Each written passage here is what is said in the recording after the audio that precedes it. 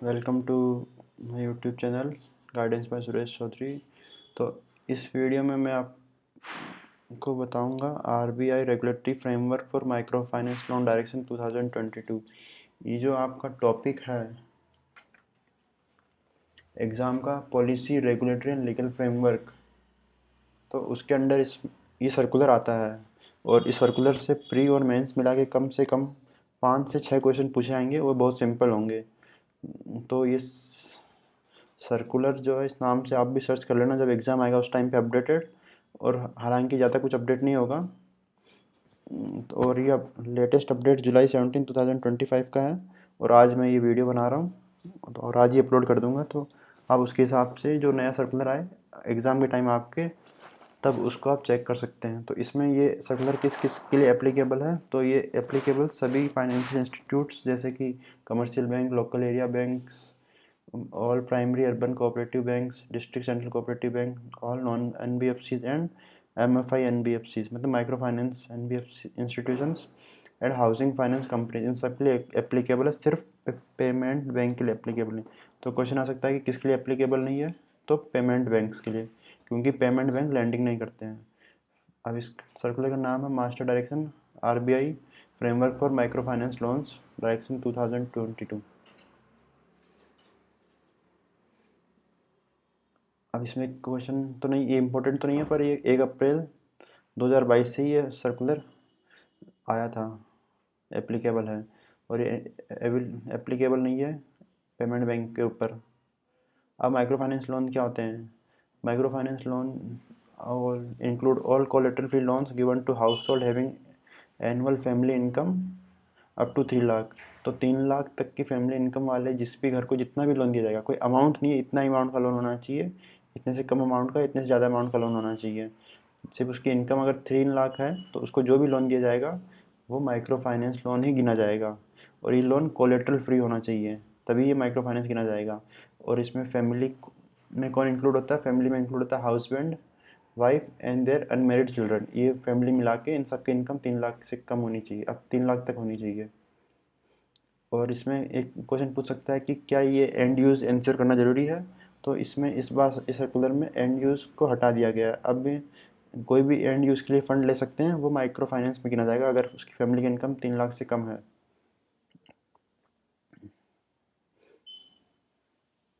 और collateral free होने के लिए हम इसको एफडी या किसी भी अकाउंट में लीन से लिंक नहीं कर सकते, मतलब हम अकाउंट में लीन नहीं लगा सकते। अगर लीन लगाया है तो वो कोलेटरल माना जाएगा और फिर माइक्रो फाइनेंस लोन कैटेगराइज नहीं होगा। और नेक्स्ट इंपॉर्टेंट पॉइंट है कि हर रेगुलेटेड एंटिटी को जो है लोन के लिए जब वो प्रोसेस करेंगे तो हाउस होल्ड की एनुअल इनकम लेनी है, और वो इनकम लेके क्रेडिट इन्फॉर्मेशन कंपनीज को भी सबमिट करनी है, ताकि जब अगली बार वो लोन लेने जाए तो नेक्स्ट जो रेगुलेटेड एंटिटी है वो चेक कर सके कि उस समय उसकी इनकम कितनी थी, कहीं इनकम गलत तो नहीं बता रही। क्योंकि यहाँ इनकम के लिए कोई आईटीआर वगैरह नहीं लेते हैं, इनकम कंप्यूट की जाती है एक फॉर्मेट है उसके द्वारा, तो वो कोई गलत जानकारी शेयर नहीं करते। इसलिए reason for any divergence between the already reported household income and assessed household income shall be specifically ascertained from the borrowers before updating the assessed household income with CICs। तो उनको इनकम भी share करनी पड़ती है CIC के साथ, regulated entity को। अब जो हाउस होल्ड है वो कितना तक लोन लेके कितनी ईएमआई पे कर सकता है, तो मैक्सिमम जो ईएमआई उसकी करंट लोन अगर जो देने जा रहे हैं उसको मिला के 50% के ऊपर नहीं होनी चाहिए। अगर ऊपर है तो हम उसको और लोन नहीं दे सकते। तो मैक्सिमम एक क्वेश्चन आया था पिछली बार, कितनी ईएमआई पे कर सकता है, तो 50% ईएमआई पे कर सकता है। अब एक क्वेश्चन आता है कि क्या प्री पेमेंट पेनल्टी लगा सकते हैं? तो वैसे तो आरबीआई ने कहा है कि कोई प्री पेमेंट पेनल्टी नहीं लगानी है, फिर भी अगर लगाते हैं तो वो सिर्फ ओवरड्यू अमाउंट पे होनी चाहिए। पेनल्टी होगी जो वो डिलेड पेमेंट की हो सकती है सिर्फ, और वो भी होगी तो सिर्फ ओवरड्यू अमाउंट पे होगी। तो प्री पेमेंट पेनल्टी तो है ही नहीं। पेनल्टी सिर्फ डिलेड पेमेंट की लगा सकते हो आप, वो भी सिर्फ ओवरड्यू अमाउंट पे, पूरे लोन के अमाउंट पे नहीं लगा सकते। और ये क्वेश्चन आया था कि जो आ रही है उसको डिस्प्ले करना पड़ेगा, मिनिमम रेट कितना है आपका, मैक्सिमम रेट कितना और एवरेज इंटरेस्ट रेट कितना है माइक्रो फाइनेंस लोन्स पे। वो भी अपने ऑफिसेज में, अपने लिटरेचर में, यानी बुकलेट्स वगैरह में, पैम्पलेट में और वेबसाइट पे, तीनों जगह दिखाना है। एक नेक्स्ट है की इफेक्ट स्टेटमेंट। तो KFS का फुल फॉर्म पूछ सकता है। की इफेक्ट स्टेटमेंट होता है, की इफेक्ट क्या होते हैं? Key fact of a loan agreement between RE and group of RE and a borrower are legally significant and deterministic fact that satisfy basic information required to assist the borrower in taking informed financial decision. मतलब जो important points होंगे अपने loan document loan के, जिससे borrower decision ले सके कि उसे लोन लेना है या नहीं लेना है, वो बेनिफिट है या नहीं है, तो उनको बोलते हैं की इफेक्ट। तो की इफेक्ट जो है उन लोन एग्रीमेंट के साथ लगाना होता है और वो ऐसी लैंग्वेज में हो जो बोरोवर अंडरस्टैंड कर सके। इसके अलावा की इफेक्ट में APR शो करना रहता है। APR होता है अपना, अभी इसका फुल फॉर्म आ चुका है एक बार, तो एनुअल परसेंटेज रेट APR होता है। मतलब जो टोटल कॉस्ट बोरोवर कितनी पड़ेगी ना, सब कुछ इंटरेस्ट को मिला के, अदर चार्जेस को मिला के, तो वो हो गया APR। अब होता है इक्वेटेड पीरियोडिक इंस्टॉलमेंट। ये भी क्वेश्चन आ चुका है EPI का फुल फॉर्म। तो EPI जो EMI होती है उसी को बोलते हैं, जो मंथली अगर हो गया तो इसको हम EMI बोलते हैं। वो एक तरह का इक्वेटेड पीरियोडिक इंस्टॉलमेंट ही है। तो EPI at monthly intervals are called EMI, ये भी पूछ सकते हैं कि मंथली इंटरवल पे जो EPI होती है उसे क्या बोलते हैं? EMI बोलते हैं। अब एक है key fact statement shall be written in language understood by such borrower, content of KFS shall be explained to the borrower and an acknowledgement shall be obtained that he/she has understood the same। मतलब borrower से acknowledgement लेना आपको कि उसने understood कर लिया है, sign कराना है या फिर उस पर अंगूठा लगवाना है borrower का। और ये एक इम्पोर्टेंट पॉइंट ये भी क्वेश्चन आ चुका है कि जो की इफेक्ट स्टेटमेंट है कब तक वैलिड रहेगा। तो हर की इफेक्ट स्टेटमेंट जो है उसका एक प्रपोजल नंबर होना चाहिए, ताकि जिस प्रपोजल के लिए आपने वो की इफेक्ट स्टेटमेंट रेडी किया वो पता चल सके।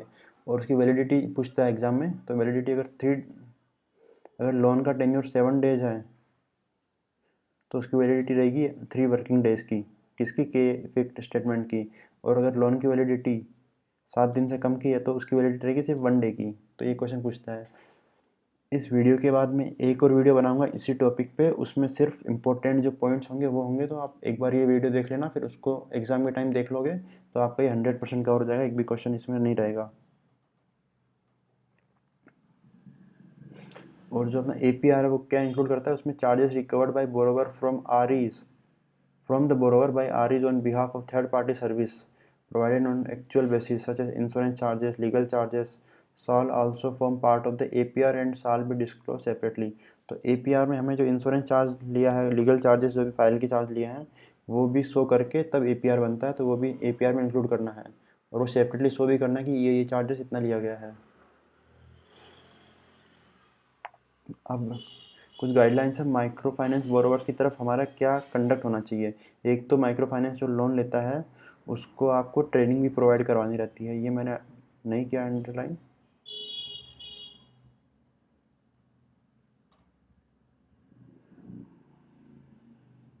अगर कोई ट्रेनिंग देते हैं हम बोरोवर को, तो वो जो ट्रेनिंग है वो फ्री ऑफ कॉस्ट होनी चाहिए। ये भी एक इम्पोर्टेंट वो है पॉइंट।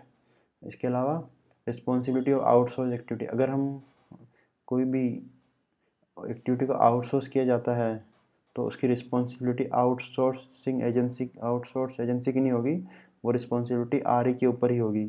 तो कंप्लाइंस करना RE का ही काम है, यानी बैंक का, NBFC का या फिर MFI का ही काम है ये चेक करना कि जो आउटसोर्स ने काम किया सही किया है। इसके अलावा guideline related to recovery of, जो रिकवरी है लोन की वो कैसे की जाए। रिकवरी मतलब कोई पेमेंट नहीं कर रहा है तब पेमेंट कैसे की जाए। तो रिकवरी सॉल्व, जो रिकवरी है वो एक डेसिग्नेटेड या सेंट्रल डेसिग्नेटेड प्लेस पे होनी चाहिए जो बोरोवर ने और RE ने डिसाइड किया रहता है। और अगर फील्ड स्टाफ वहाँ जाता है डेसिग्नेटेड प्लेस पे और 2 बार बोरोवर से नहीं मिलता है या उससे ज़्यादा बार बोरोवर नहीं मिलता है, तब जाके फील्ड स्टाफ जो है उसको अलाउ होता है वो घर पे या फिर उसके वर्क प्लेस पे जाके रिकवरी कर सकता है।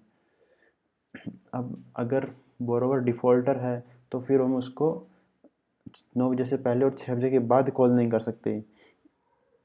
तो ये कॉल भी अलाउ नहीं है, आप उसको परसिस्टेंटली कॉल नहीं कर सकते 9 बजे से पहले और 6 बजे के शाम के 6 बजे के बाद। तो ये भी एक इम्पोर्टेंट पॉइंट है। आप इसको कॉल कर सकते हैं किसी और पर्पज़ के लिए, पर लोन रिकवरी के लिए नहीं कर सकते। अब qualifying asset criteria, qualifying asset मतलब कि जो NBF जो लोन सब माइक्रो फाइनेंस में गिनते हैं तो वो कौन सी एंटिटी कितना लोन दे सकती है। तो अगर कोई NBFC MFI है, मतलब माइक्रो फाइनेंस इंस्टीट्यूट है, तो उसको कम से कम 60% लोन जो है हमारे वो देने हैं जो कि माइक्रो फाइनेंस में क्वालिफाई करते हों, यानी जिसकी इनकम 3 लाख तक है, उनको जो लोन है, तो वो 60%, ये लिमिट पूछता है कि NBFC MFI की लिमिट क्या है, तो मिनिमम 60% उनको लोन उसी को देने हैं।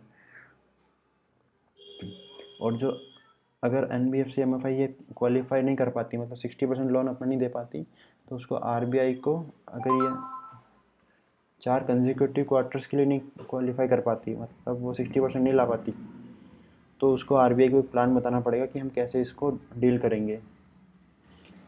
फिर एक और लिमिट है ये NBFCs के लिए, जो NBFC माइक्रो फाइनेंस इंस्टीट्यूट्स नहीं है, मतलब नॉर्मल NBFCs है, वो सिर्फ मैक्सिमम 25% ही लोन माइक्रो फाइनेंस वाले लोन दे सकते हैं। उससे ज़्यादा ये माइक्रो फाइनेंस वाले लोन नहीं दे सकते, ये लिमिट लगा रखी है RBI ने, ताकि माइक्रो फाइनेंस इंस्टीट्यूट्स भी लोन डिस्ट्रीब्यूट कर सके, सारा यही ना कर दे। पर आप कुछ एग्जामेशन है नॉट फॉर प्रॉफिट कंपनीज़ के लिए, तो वो किस किस के लिए एप्लीकेबल है वो पढ़ना है हमें, ये पूछता है एग्ज़ाम में। तो जो micro finance loan not for profit companies वो है जो सेक्शन 8 कंपनीज एक्ट में रजिस्टर होती है, और वो उनको भी, उनके लिए भी माइक्रो फाइनेंस लोन वो उसी गिना जाएगा जो सेम क्राइटेरिया अदर्स के लिए है, यानी कि ऐसी फैमिली को लोन देना जिसकी इनकम 3 लाख तक हो, और उसके लिए भी लिमिट है 50% EMI, उसको मैक्सिमम वो डिडक्ट कर सकते हैं, इससे ज़्यादा नहीं कर सकते। अब कुछ एग्जाम्पशन जो होते हैं नॉट फॉर प्रॉफिट कंपनी को, जैसे कि 45I है, 45IB, 45 1A, 45 1B, 45 1C, कुछ RBI एक्ट के अंडर ये एग्जाम्पशन मिलते हैं। तो ये किन को एप्लीकेबल है, ये जिनकी एसेट साइज 100 करोड़ या उससे ऊपर है उनके लिए एप्लीकेबल नहीं है, अब से हटा दिया गया ये। अब सिर्फ जो 100 करोड़ से नीचे जिनकी है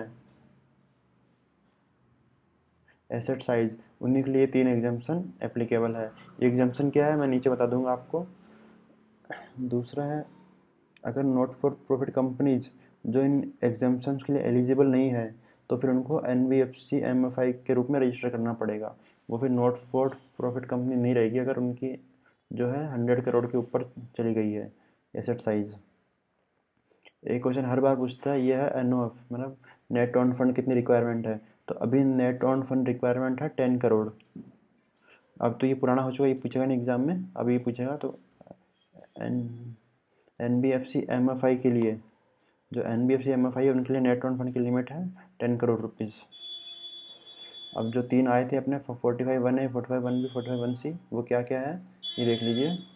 requirement of registration as an NBFCs, तो उनको रिक्वायरमेंट, अगर वो 100 करोड़ से कम है तो उनको ज़रूरत नहीं है NBFC के रूप में रजिस्टर करने की।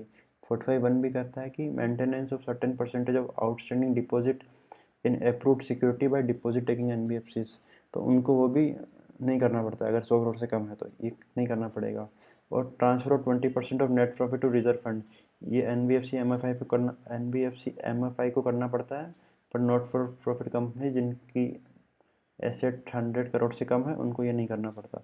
तो इन तीनों का ये पूछता है कभी कभार कि इसके अंडर क्या आता है, तो ये याद कर सकते हैं आप। ठीक है, ये वीडियो बन गया है। अब मैं एक वीडियो बना दूंगा जिसमें सिर्फ इम्पोर्टेंट पॉइंट होंगे, ये मैंने बना दिया ताकि आपका सब कवर हो जाए एक बार, और फिर जो एग्ज़ाम में आएगा वो मैं एक और वीडियो बनाता हूँ। Thank you, subscribe to my channel.